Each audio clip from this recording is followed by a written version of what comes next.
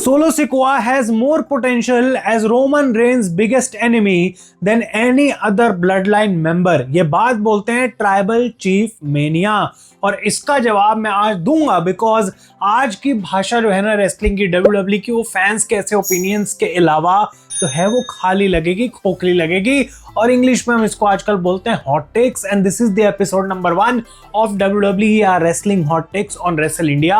अगर आपने हमारी इंस्टाग्राम की वी द वंस की कम्युनिटी नहीं ज्वाइन करी है तो उसको कर लो भाई, वहां एक दिन पहले एक्सक्लूसिव मैं पोस्ट डालता रहता हूं, और यहाँ पे YouTube पे भी मैंने डाली थी, और हर हफ्ते अब हम हॉट टेक्स का एक नया एपिसोड बनाएंगे। तो अगर आज आपके वीडियो में नहीं लिया गया है ओपिनियन तो अगली बारी लिया जाएगा। कोशिश करूंगा मैक्सिमम से मैक्सिमम उठाने की। लेकिन क्या सोलो सिकोआ जो है वो इस समय पे currently best blood line member है रोमन रेंस के एनिमी बनने के लिए? और इस बात से मैं डेफिनेटली एग्री करता हूं।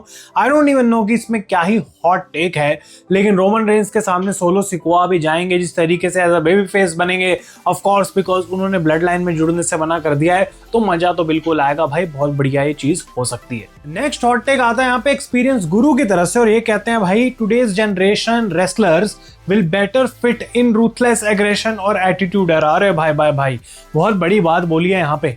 और एक चीज मैं बोलना चाहता हूँ डिस्क्लेमर के तौर पे कि ये जो हॉट टेक वीडियो है ये क्वेश्चन आंसर वीडियो नहीं है, ये आपको अपने ओपिनियन देने हैं। मैं देख रहा था बहुत सारे लोग हैं Q&A की तरह इसको ट्रीट कर रहे हैं, नहीं भाई, इसीलिए शायद आपका कमेंट भी पिक नहीं हुआ होगा। आपको अपना ओपिनियन देना है एक स्टेटमेंट के अंदर, और हॉट टेक होना चाहिए ऐसा मसालेदार कुछ, और ये तो भाई सच में बहुत मसालेदार है।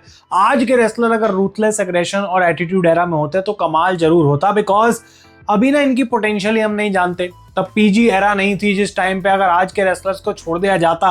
स्पेशली ये सोच के देखो कि अगर जेन जी जैसी ऑडियंस तुम्हें देख रही है और उसके अलावा तुम्हारे पास एटीट्यूड एरा टाइप की लेवल करने की जो चीजें हैं वो परमिशन मिल जाती है, तो फिर तो क्या ही हो जाता।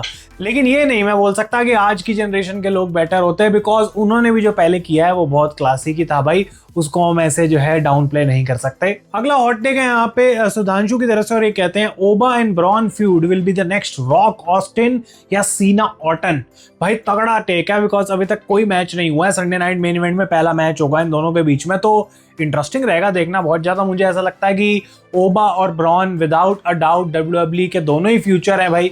भले ही ये मैच हो रहा है कि फ्यूचर ऑफ WWE कौन होगा, लेकिन ये दोनों आने वाले सालों में WWE चलाएंगे। और अगर रॉक ऑस्टिन वाले लेवल पर इसको लेकर जाना है तो रेसलमेनिया की ट्रिलॉजी लगेगी ऑफ कोर्स इसमें, और मेरे हिसाब से वहां तक इसकी पोटेंशियल पहुंचने की बिल्कुल है, पर अभी तो शुरुआत नहीं हुई तो बोलना बहुत मुश्किल है, इसीलिए हॉट टेक है।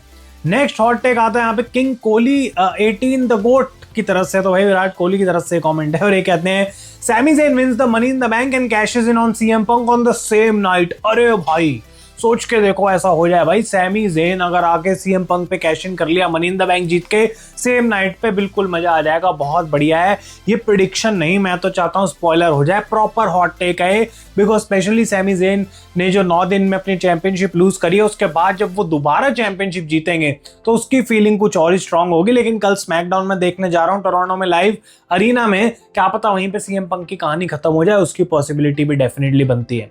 नेक्स्ट हॉट टेक आता है यहाँ पे नील की तरफ से, और ये कहते हैं Solo Sikoa wins the 2027 Royal Rumble, Roman versus Solo at WrestleMania, the first Bloodline match at WrestleMania and Solo's first ever WrestleMania match since his WWE debut.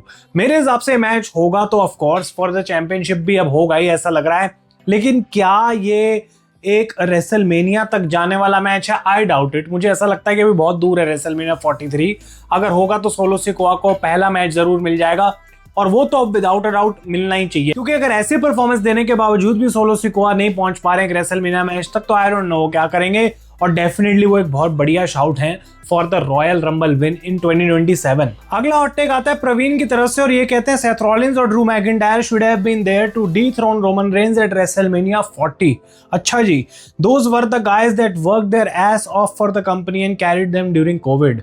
Love Cody Rhodes but he wasn't there when WWE needed him, and I know he had to leave for the betterment of his career, but I think it was unfair for guys like Seth, Drew McIntyre, Kevin Owens, who gave their all to the company just for an outsider to come back and reap the rewards।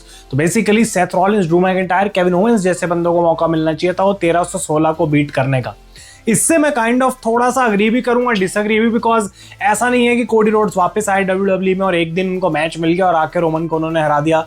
वो 2 साल की लंबी story थी जो कि चली, जो कि फाइनली कोडी रोड्स को लेकर गई रेसलमेनिया 40 तक। वो हारे एक बार रोमन रेंज से रेसलमेनिया 39 में।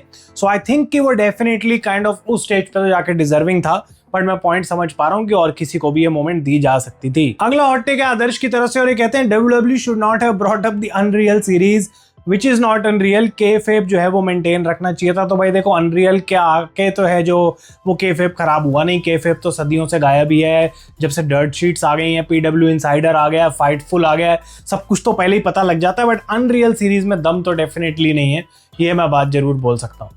नेक्स्ट हॉट टेक है मिसेस जस्टिस की तरफ से। WWE is not that bad and is still watchable right now.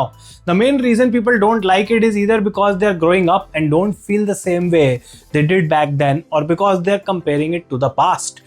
पिछले से कंपेयर कर रहे हैं या तो भाई अब आदत नहीं रही देखने की। AEW is good in its own way, but personally I don't think it's doing anything that TNA wasn't already doing, and I don't think it's better than New Japan, so I don't feel excited about it. Maybe it's just me, but for some reason I cannot bring myself to watch AEW. तो AEW की जहां तक बात है भाई देखो, मैं ही खुद नहीं देख रहा हूँ इतने टाइम से, लेकिन उसका जो सबसे बेटर बात यहाँ पे बोली गई है ना, वो टाइम है। जब तुम्हारे पास लिमिटेड टाइम है और तुम्हें रेसलिंग देखनी है तो एज अ फैन, अब मैं तो कंटेंट क्रिएटर हूं तो भाई मैं तो देख रहा हूँ सारी रॉ स्मैकडाउन, लेकिन अगर मैं एक कैजुअल फैन भी होता ना तो मैं सारी रॉ स्मैकडाउन पूरी तो कभी नहीं देखता। बैठ के मैं हाईलाइट्स देख लूंगा, रील्स से देख लूंगा, कहीं ना कहीं किसी का रिव्यू देख लूंगा, बट उस तरीके से एटलीस्ट मैं ट्यून इन रहूंगा। बट ये मैं एग्री करता हूँ, ये हॉट टेक नहीं है, ये प्रॉपर गुड टेक है मेरे हिसाब से। नेक्स्ट आता है रेसल DNA की तरफ से। बीच बीच में कोडी एंड पंक कुछ ज्यादा ही कैजुअल बिहेव करने लगते हैं, मीन्स थोड़ा अनप्रोफेशनल, जिससे थोड़ी इंटेंसिटी कम होती है। स्पेशली वो कह रहे हैं उनकी फ्यूड आपस में जो थी, 100% मैं एग्री करता हूँ। और ये हॉट टेक इसलिए है बिकॉज जब 2 इतने बड़े लेवल के स्टार्स होते हैं तो ऐसी बातें कोई ज़्यादा बोलता नहीं है या फिर बात नहीं करी जाती। परफेक्ट टेक है, ये हॉट टेक ही है। और मुझे ऐसा लगता है कि वो कैजुअल जो है ना, वो उसी वजह से वो सेगमेंट्स में कोई दम नहीं रह जाता। और जैसा कि बोला, प्राइम एग्जांपल इन दोनों की ही फ्यूड थी। नेक्स्ट आता है हॉट टेक मिस्टर लेवेस्टर्स की तरफ से। Bron Breakker is better than Oba Femi. और ये बहुत सारे लोगों ने लिखा था। इनफैक्ट मुझे लगता है कि जब मैं पढ़ रहा था कमेंट्स अपने, तो भाई ये देखो, इसमें मैं तो अपना ओपिनियन अभी नहीं दूंगा, ये स्पेशली एक बहुत बड़ा हॉट टेक है, लेकिन मुझे जरूर लगता है कि जब से ओबा फेमी ने ब्रॉक लेसनर वाली फ्यूड दी है, तब से ब्रॉन ब्रेकर का स्टॉक नीचे चला गया है। और अब जैसे पॉल हेमन ने कहा, उनको बहुत काम करना पड़ेगा अपना स्टॉक वापस ऊपर लाने के लिए। तो इंटरेस्टिंग रहेगा, लेकिन मेरे लिए अभी भी टू बी डिसाइडेड वाली चीज है। नेक्स्ट आता है हु तनिष की तरफ से। Oba Femi fate will be the same as Roman Reigns, big dog, unless WWE booked him like Brock Lesnar throughout his career. अरे भाई, सीधा बिग डॉग से ओबा फेमी को कंपेयर कर दिया। कोई नहीं चाहेगा एक्चुअली में कि ये चीज हो सच में, कि ओबा फेमी की बुकिंग इस तरीके से खराब हो जाए। लेकिन मैं समझ पा रहा हूँ एक पॉइंट ऑफ मतलब डर सी आ रहा है भाई कि ऐसा ना हो जाए गलती से ओबा फेमी से। आई डोंट थिंक WWE इस पॉइंट पे ओबा फेमी को बर्बाद कर सकती है। उनके पास ऑलरेडी वो कैरेक्टर है। रोमन रेंज का बिग डॉग का कैरेक्टर जब चल रहा था, वो WWE उसी को पुश करे जा रही थी। ओबा के करंट कैरेक्टर को भी जो है वो WWE फैंस पसंद कर रहे हैं। तो आई डोंट थिंक के कोई डायरेक्ट एप्पल टू एप्पल वाला कंपैरिजन है। नेक्स्ट आता है इश्तियाक की तरफ से। With all due respect and how much we love CM Punk, he is the biggest hypocrite in WWE history. He might say people change for better, but what he is not and what he was, there is only one thing that is constant: him being the voice of voiceless when things are not on his way, but just being another corporate slave when things go his way. तो जब खुद की चल रही है CM Punk की, तब तो सब कुछ अच्छा है, लेकिन जब खुद की नहीं चल रही तो मैं वॉइस ऑफ वॉइसलेस हूँ और मैं सबके लिए आवाज उठाता हूँ। तो ये स्टोरी लाइन में तो देखो बिल्कुल सही है। और जो अगर पास्ट की बात करें CM Punk की, तो भी सही है। अभी वो टॉप पे, और मुझे लगता है towards the end of his career वो टॉप पे रहने वाले हैं। तो ये चीज चेंज नहीं होगी, लेकिन डेफिनेटली हॉट टेक है। आप लोग मुझे कमेंट्स में बताएं आप इससे एग्री करते हैं या फिर नहीं। अगला हॉट टेक आता है मोहम्मद की तरफ से और ये कहते हैं WWE does not have any future plan after Roman Reigns, Seth Rollins, Brock Lesnar and Randy Orton. भाई ये डेफिनेटली एक बहुत ही सताने वाली चीज है और इसके बारे में जितना हम सोचते हैं ना, उतना ही ज्यादा जो है परेशान सा फील होता है। और इस पे हमने एक वीडियो बनाई थी, the last peak of WWE, वो जाके आप जरूर देखना। क्योंकि अगर ये सारे लोग कल गायब हो जाते हैं WWE से, भाई फॉर एग्जांपल, ऑफ कोर्स सारे एक साथ नहीं होंगे, बट क्या ही होगा भाई, वो अब टाइम बताएगा। इतने सालों से WWE चलती आ रही है, कितने लेजेंड चले गए और कितने नए बन गए, तो उस बेसिस पे हम कह सकते हैं कि अपनी उम्मीद लगा के तो हम रख ही सकते हैं। नेक्स्ट हॉट टेक आता है यहाँ पे जतिन की तरफ से, bloodline as a faction only benefits Roman Reigns and not other members as people claim. Solo Sikoa, Jimmy Uso, Sammy were all lost in mid card where Jey Uso experiment failed miserably. और इस बात से मैं कोई ज्यादा disagree कर नहीं सकता हूं, बिकॉज सोलो सिकोआ एक पॉइंट तक रोमन से ही जाके तुम लड़ सकते हो जब तुम ब्लड लाइन में हो, उससे ऊपर कुछ नहीं है। उसके ऊपर क्या है? और जे ऊसो से जो चैंपियनशिप दी थी वो तो फिर हम जानते ही हैं कैसी रही थी उनकी रेन। तो इस पॉइंट से मैं 100% एग्री करता हूं, लेकिन इसमें कुछ खराबी है क्या, वो I don't know, because Roman Reigns से ऊपर इन जनरल भी, इंडिविजुअली भी ये ब्लड लाइन में और कोई है तो सही नहीं। लेकिन ये पॉइंट बिल्कुल परफेक्ट बनाया भाई यहाँ पे। अगला आता है यहाँ पे आहिल की तरफ से, the rock versus Roman Reigns will never happen. ये है भाई असली धमाकेदार हॉट टेक है, और मैं तो कह रहा हूं कि अगर रेसलमेनिया 43 में मैच नहीं होता तो फिर ये मैच नहीं होने वाला।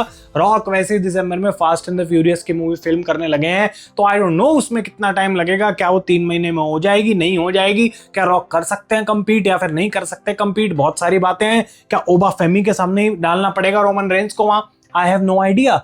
लेकिन इस पॉइंट पे ये एक बहुत प्रॉपर हॉट टेक है कि ये मैच कभी नहीं हमें देखने को मिलेगा, इसकी पूरी पोटेंशियल है। One of the most hyped match जो हर एक रेसलिंग फैन दुनिया में देखना चाहता है। कितनी मतलब रेसलमेनिया में हमने उम्मीदें लगाई हैं कि ये होगा होगा होगा, पर फिर भी नहीं हुआ भाई। तो अब देखो क्या है। और आज के फाइनल हॉट टेक की बात करते हैं, और ये तो भाई तगड़ा है भाई सबसे। और कुणाल कहते हैं this is Roman Reigns last world title run in WWE। ये बात ना डाइजेस्ट नहीं हो रही इस पॉइंट पे, बिकॉज अभी ये रोमन की रेंज चल रही है, रेसलमेनिया तक मुझे लगता है चलने वाली है, और वो बहुत लंबी हो जाएगी फिर से, बिकॉज पूरे 1 साल की रेन हो जाएगी दोबारा। उसके बाद रोमन रेंस को वर्ल्ड चैंपियनशिप देके तुम जल्दी नहीं हरवा सकते, बिकॉज वैसी एक हिस्ट्री बन गई है। 1316 के बाद 300-400 दिन की एक और रेन, तो ये भाई बिल्कुल 100% पॉसिबल है। और ये प्रॉपर हॉट टेक है, बिकॉज ये होगा या नहीं होगा या आखिरी रन है ये बता पाना बहुत मुश्किल है। तो ये वीडियो मैं ऐसे ही एंड करूंगा, कमेंट में जाओ और बताओ कि अगर रोमन रेंस की आखिरी रेन नहीं है एज द वर्ल्ड चैंपियन तो दोबारा कब होगी, और कैसे आप रोमन को दोबारा चैंपियनशिप तक पहुंचाएंगे। लेकिन नेक्स्ट वीक मिलेंगे in the second episode of WWE hot takes here on Wrestle India. तब तक के लिए thank you so much for watching. Video यहां तक देख लिया तो लाइक करें। मैं हूं आयुष और आप देख रहे हैं रेसल इंडिया।